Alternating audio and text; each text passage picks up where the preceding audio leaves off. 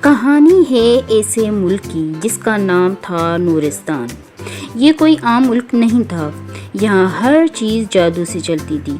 درخت انسانوں کی طرح باتیں کرتے، چراغ خود جلتے اور بجھتے، اور گھوڑے آسمان پر اڑتے تھے۔ لیکن اس پورے ملک میں ایک راز تھا، ایک ایسی چیز جسے لوگ جادو کا آئینہ کہتے تھے۔ کہا جاتا تھا جو شخص بھی اس آئینے کے سامنے کھڑا ہو اسے اس کی اصل حقیقت دکھائی جاتی ہے، وہ حقیقت جو دنیا سے چھپی ہوتی ہے۔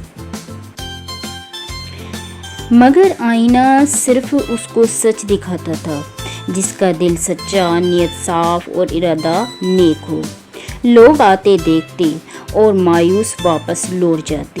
کوئی غرور لے کر آیا، آئینے نے سچ نہ دکھایا۔ کوئی جھوٹی عبادت لے کر آیا، آئینے نے اسے اندھیرا دکھایا۔ پھر ایک دن ایک غریب یتیم لڑکی آئی، نام تھا زینب۔ عمر کم تھی مگر دل میں ایک عجیب سا سکون تھا۔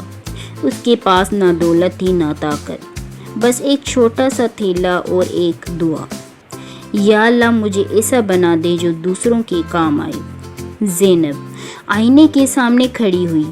لوگوں نے مذاق اڑایا، یہ کیا دیکھے گی، یہ تو خود بھٹکی ہوئی ہے۔ مگر جیسے ہی اس نے آئینے میں دیکھا، آئینہ چمکنے لگا۔ سب خاموش ہو گئے۔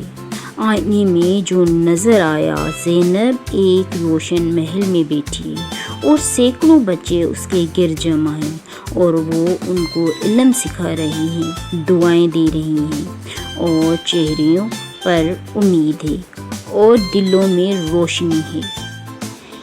یہ وہ تھی جسے دنیا نے فقیر سمجھا، لیکن دراصل وہ نورستان کی رانی تھی۔